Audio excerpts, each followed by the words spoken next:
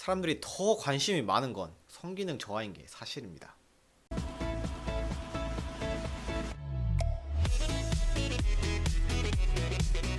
안녕하세요, 민닥터입니다. 1편 보시지 않은 분들은 1편 먼저 보고 와주시면 감사하겠습니다. 저는 의사하고요, 동시에 피트니스를 굉장히 사랑하는 헬린이입니다. 요즘 약투 사건이 굉장히 이슈가 되고 있죠. 그래서 1편에서 어떻게 해서 스테로이드를 시작하게 되는지, 스테로이드가 얼마나 강력한 약물인지 설명드렸습니다. 이제부터 왜 이걸 못 끊게 되는지 설명드리도록 하겠습니다. 보디빌딩에 쓰이는 약물 종류도 굉장히 많습니다. 아나볼릭 스테로이드, 성장 호르몬, HCG, 클렌부테롤, 에페드린, EPO, IGF, 인슐린 등 정말 종류도 많습니다. 그 중에서도 아나볼릭 스테로이드, 테스토스테론이 가장 중추적인 역할을 합니다. 핵심 약물이죠. 이 스테로이드라는 약물은 사실 의학의 거의 모든 분야에 다 쓰이는 약물입니다. 어찌 보면 만병통치약처럼 보일 수 있는 약인데요. 그래서 스테로이드를 모르는 의사는 세상에 없습니다. 근데 이 약이 양날의 검 같아서 잘 쓰면 아주 좋은 약이 되지만 잘못 쓰면 아주 독이 될 수 있는 약입니다. 그래서 병에 맞게 용량을 잘 조절해서 써야 합니다. 보통은 크게 세 가지로 나뉩니다.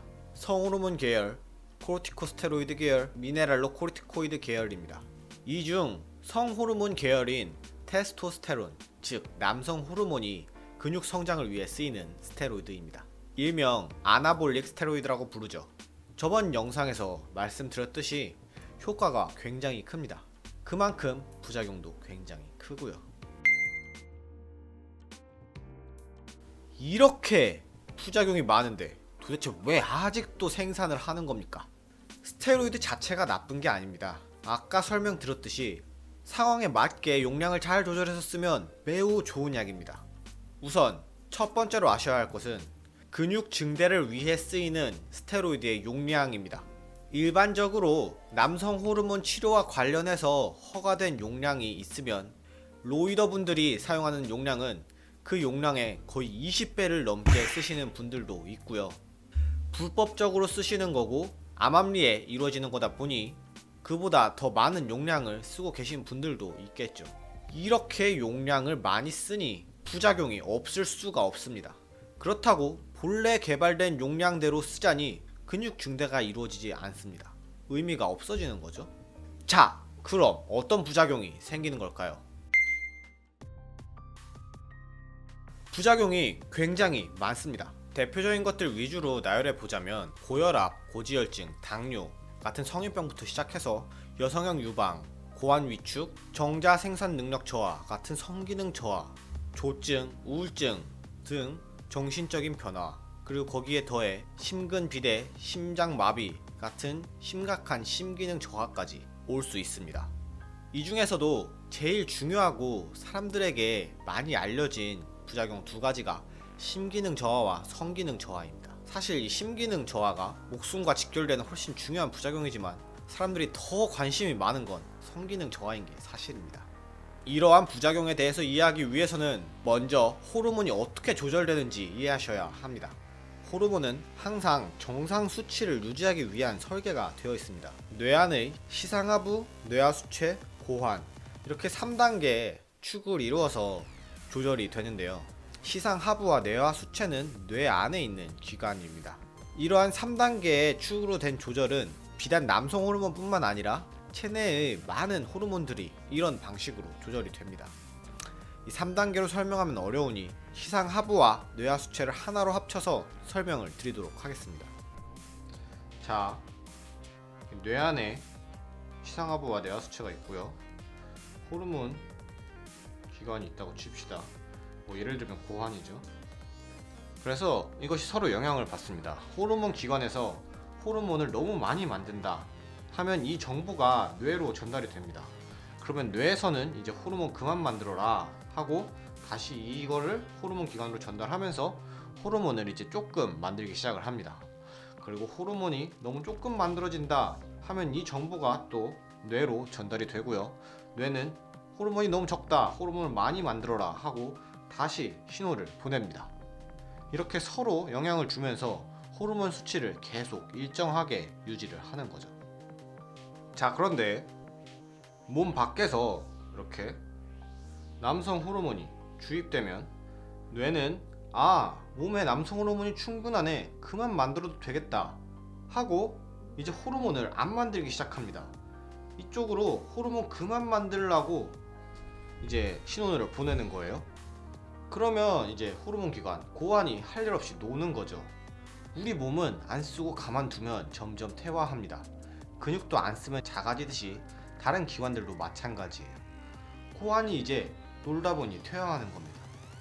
고환이 성기능의 가장 중요한 중추인데 이게 퇴화하니까 정자 생산도 제대로 안 되고 성욕도 감퇴하고 발기부전도 올 수 있는 겁니다.